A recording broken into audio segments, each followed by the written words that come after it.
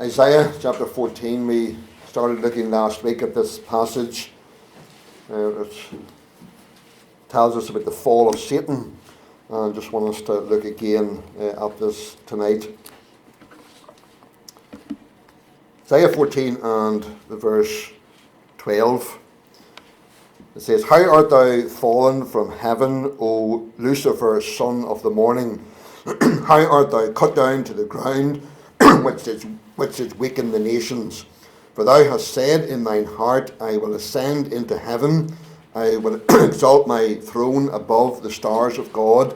I will sit also upon the mount of the congregation in the sides of the north. I will ascend above the heights of the clouds. I will be like the Most High.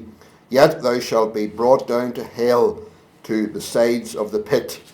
They that see thee shall narrowly look upon thee and consider thee, saying, Is this the man that made the earth to tremble, that did shake kingdoms, that made the world as a wilderness, and destroyed the cities thereof, that opened not the house of his prisoners?"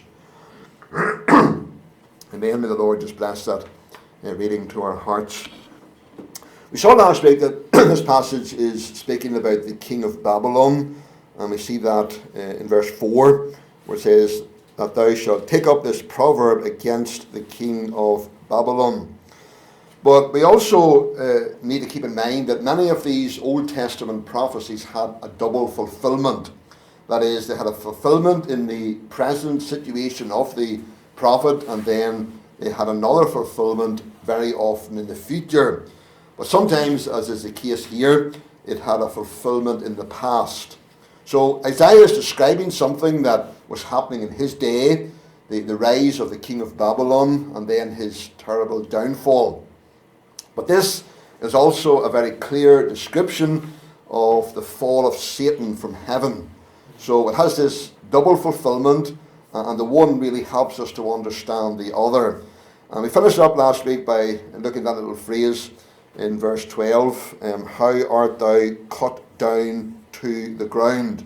And we saw that the illustration there is of the cutting down or the felling of a tree. Think of a huge tree in the forest, and a high, tall, majestic tree, and how it reaches right up to heaven, as it were, and is wonderful and beautiful to behold. Think of that tree being cut down and laying flat on the ground. What a terrible fall. And that's the picture that's being presented to us here of the fall of Satan. Once so great, created so glorious by God, occupying a very high position there in heaven amongst the angels, and now he's fallen and no longer in that high and glorious position that God created him with. And what a tragedy for one who had such glorious qualities to now be fallen and cut down, as it were, like a tree. But why, we need to ask the question, why did Satan, who was given such a high and a mighty position, why did he fall with such a mighty fall? And this really is the lesson that we can learn from Satan's fall, the reason why he fell with such a mighty fall. And we see that in verses 13 and 14, where it says, For thou hast said in thine heart, I will ascend into heaven, I will exalt my throne above the stars of God, I will sit also upon the mount of the congregation in the sides of the north, I will ascend above the heights of the clouds, I will be like the Most High. So Satan's fall was prompted by something that he said. And notice that he said this in his heart.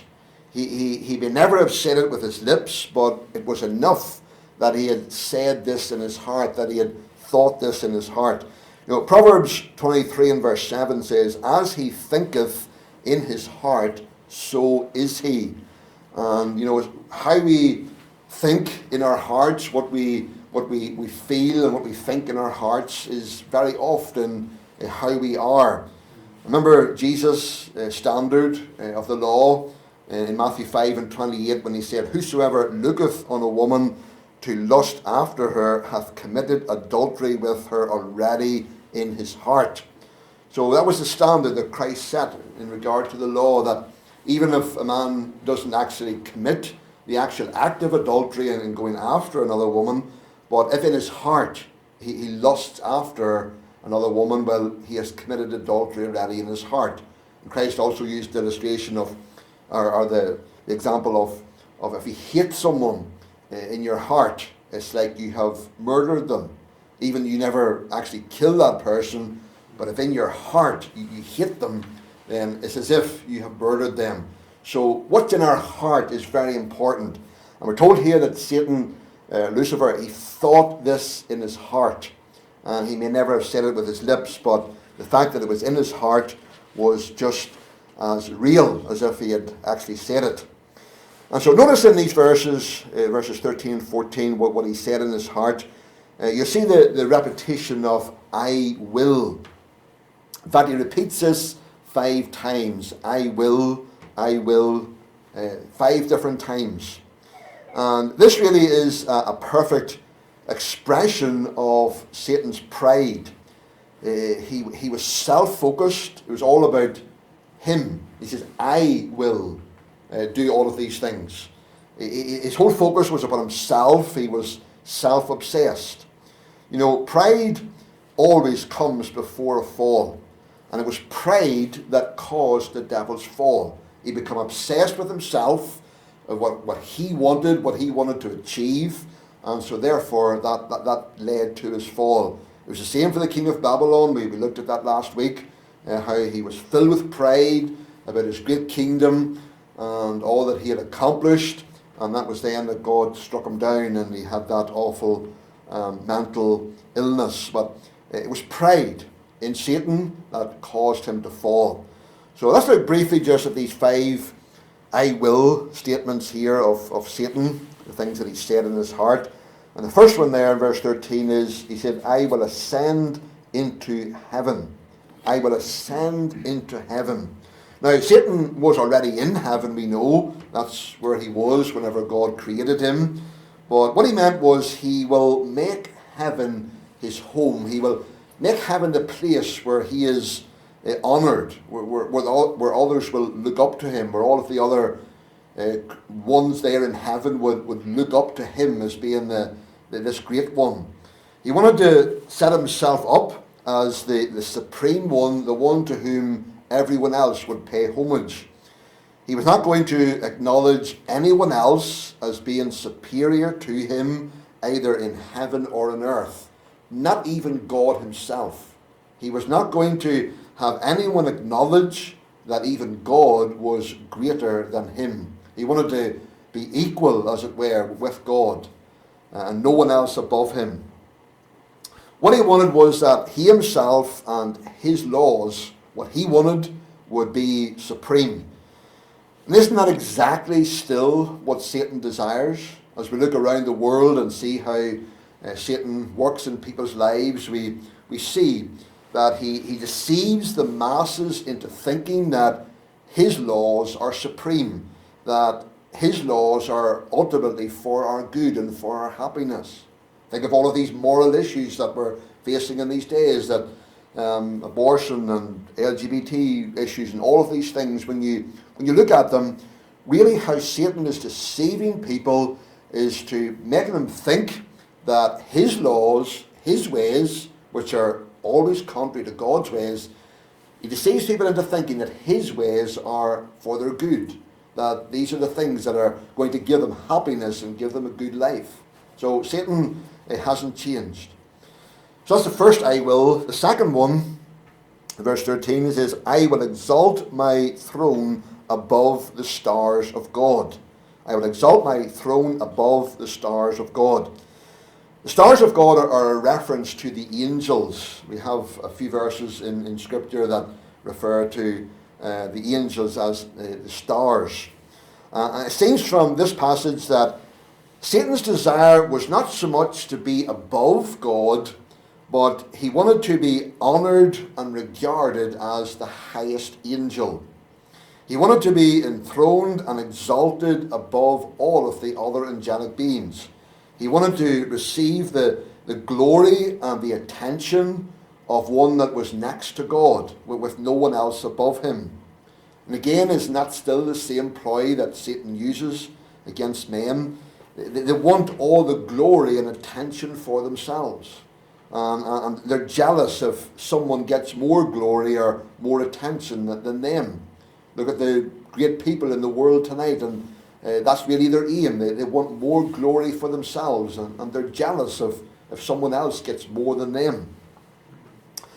And then the third, I will, there in verse 13, he says, I will sit also upon the mount of the congregation in the sides of the north. I will sit also upon the mount of the congregation in the sides of the north. And this is the place where God is, where God dwells. And again, we see here Satan's desire to be equal with God. As I said, it wasn't so much that he wanted to be God and to dethrone God, as it were, but he wanted to be equal with God. He probably realized that he could never depose God and take God's place, but he wanted to at least be equal with God. And so this is why he desired to be in the very place where God is, the mount of the congregation. In Exodus 25, whenever God was instructing Moses about the tabernacle, he said to him there in verse 22, and there I will meet with thee, and I will commune with thee from above the mercy seat. So when God was telling Moses about the tabernacle, he told him that he would meet with him there above the mercy seat. And of course, the temple was later built on Mount Moriah there in Jerusalem. So this was the place that God had appointed where he would meet with his people. And the sides of the north that's the place where God sits as the sovereign ruler. So again, Satan is desiring to be equal with God as the one who would meet with his people wherever they worship him as the sovereign ruler. And Satan still desires that we worship him as the supreme ruler, as the supreme one. Not that we will fall down and literally worship him. There are some people in the world who do that, Satanists and so on, but most people do not literally fall down and worship Satan. So how do people worship Satan? How is it possible for us to worship Satan? Well, we do that by listening to him and submitting to him. Even as God's people, if we are foolish enough whenever Satan tempts us in some area, if we're foolish enough to listen to him and to submit to what he is telling us to do, then we're actually worshipping him. We're actually submitting to him as the supreme one. And the fourth I will, is in verse 14, where he says, I will ascend above the heights of the clouds. And in this we see Satan's desire was to continue to rise, even in heaven, until all would see him as being the great and the supreme one, see him in all his bright and shining glory. He just wanted to keep going higher and higher. And again, Satan's intention is that people are not satisfied with the glory and the honor that they have. They're always wanting more.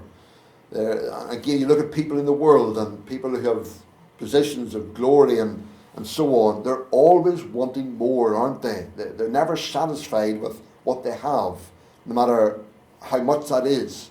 They're always wanting more glory. Just like Satan, he wanted to ascend higher to the heights of the clouds. So people, and this is how Satan again works in people's lives, just causing that dissatisfaction in their hearts with what they have and the glory that they have, and just always wanting more. In the fifth one, verse 14, he says, I will be like the Most High. So his desire was to be glorious, to be equal with God, to be far above all other created beings. 2 Thessalonians 2 and verse 4, Paul talking about the future Antichrist, he said, who opposeth and exalteth himself above all that is called God, or that is worshipped, so that he as God sitteth in the temple of God, showing himself that he is God. So Paul uses very similar language there as Satan used here in describing the future Antichrist, the one who's going to come and just set himself up, as it were, like God and wanting people to worship him as God.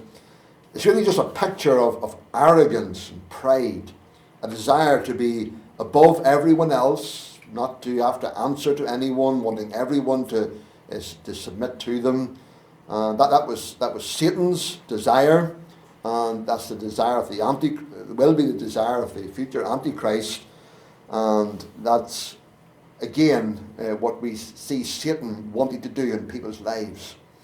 So Lucifer, who was the son of the morning, this glorious being that God created, yet in spite of that, a time came whenever he departed from the heart of God and wanted to exalt himself above his peers. And how different Satan's attitude was from the attitude and the heart of Christ. It really is the very opposite. As we consider what was in Satan's heart here, what he desired, what he aspired for himself, it's the very opposite of what we see in the heart of Christ. And we have the heart of Christ, if you want to turn over to it in Philippians chapter 2. We have no passage, but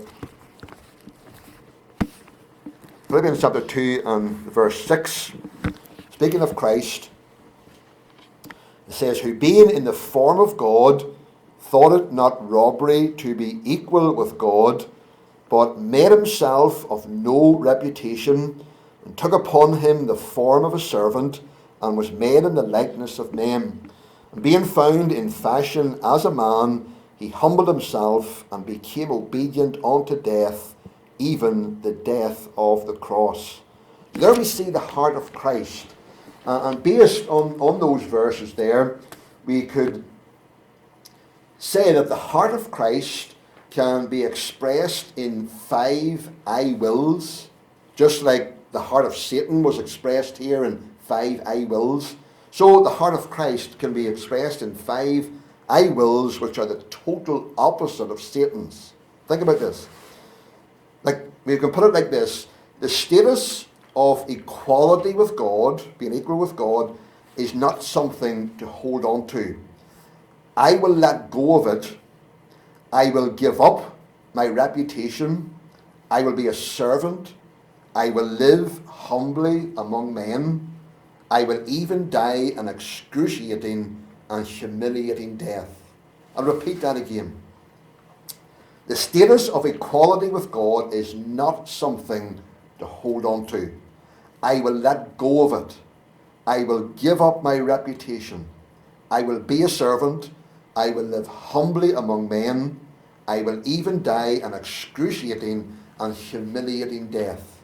There are 5 I wills that express the heart of Christ, which are the total opposite of the 5 I wills of Satan. Satan's 5 I wills expressed his heart, wanting to exalt himself, wanting to make himself equal with God, wanting everyone else to worship him, as it were. Christ's heart was the very opposite, wanting to let go of his equality with God, becoming a servant, coming and living humbly here in this world, and submitting himself to the death of the cross. It was whenever Lucifer departed from that heart that he fell from his glory, and so will we. And that's a challenge to us tonight as we think of the fall of Satan and what caused him to fall. Do we have the heart of Christ, which is the total opposite of the heart of Satan, who wanted to exalt himself, but Christ wanting to abase himself, wanting to humble himself, desiring to even face the death of the cross and to be that servant and coming through humility, making himself nothing, as it were. What prompted Satan's desire to exalt himself above his peers and to say these 5 I will statements? Why did he rebel? Well, we're not told, and ultimately we don't know, because we're not told what caused Satan, this high and glorious being, the high and glorious position that he had, to start thinking like this, to have this heart to want to exalt himself. Why did he rebel? We don't know. We're not told. But maybe the reason for that was that he knew that God was going to make man and make man in his image. And Hebrews 2 and verse 7 tells us that, talking about man, it says, thou madest him a little lower than the angels. So God had this plan. After he had created Satan, he was going to create Lucifer. He was going to then create man. And man was going to be a little lower than the angels, but they would also be served by the angels. And one day, God was going to raise man up to be above the angels. Because in 1 Corinthians 6 and verse 3 it says, know ye not that we shall judge angels. So Satan, his desire was to be the highest creature. He wanted no one else to be higher than him. He wanted everyone else to be below him. But because God was going to make man, and one day man was going to be greater than the angels, well, maybe Satan didn't like that. Maybe that was why then he wanted to exalt himself. He wasn't happy that there was going to be someone, God was going to create someone, namely man, who was going to be higher than him. This explains Satan's present strategy against men. And what is that strategy? It is to destroy the image of God in man. That's why Satan is inciting all of the sin and rebellion in the world, all this happening, all the evil that's going on in our world. Satan is behind all of that because Satan's ultimate aim is to destroy the image of God in man. He wants people to serve him rather than serve God. His ultimate goal is to damn people in a lost eternity so that they will never be those who will bring glory to God. So therefore, his desire is to have all of this sin and rebellion so that there will be no one to exalt God, that he will be the supreme one. That's Satan's goal, that's Satan's aim. Thank God for his plan of salvation that destroys Satan's goal ultimately, because God is going to save people, and God is saving people who will be exalted someday, and whenever Satan himself is cast into the lake of fire. And that's what the Bible tells us where Satan is heading for. Matthew 25 and verse 41, Jesus said, depart from me, ye cursed, into everlasting fire, prepared for the devil and his angels. In verse 15, there are a passage that says, yet thou shalt be brought down to hell, to the sides of the pit. So in spite of Satan's desire to exalt himself, he's not going to be exalted in the end, but rather the very opposite. He's going to be brought down to hell itself. And because of the pride of Satan and the angels who fell with him, God had to prepare this awful place, the lake of fire. And what a place to be brought down to, a place of everlasting shame and contempt. What a fall. Satan, the great and mighty angel that God created him, and then pride coming in and falling, and ultimately his destination is the lake of fire. And that's the eternal destiny of all who exalt themselves, even self-righteous people who exalt their own righteousness and goodness and reject the perfect righteousness of Christ. That's where they're heading for. And we should have a true compassion tonight for those who are being deceived by Satan, who are going to end up religious, non-religious, it doesn't matter. If they fail to submit to Christ, to the gospel, receive Christ, their destination, their eternal destiny is in the lake of fire with Satan because of their pride. I want to challenge our own hearts to never allow pride to get a hold in our lives. Pride comes before a fall. It's so true, and how we should guard at all costs against pride ever coming into our hearts, ever a desire to exalt ourselves or to be above others. Let's have the heart of Christ, a true heart of humility, and to never know what it is to fall because of pride. May God help us and encourage us. So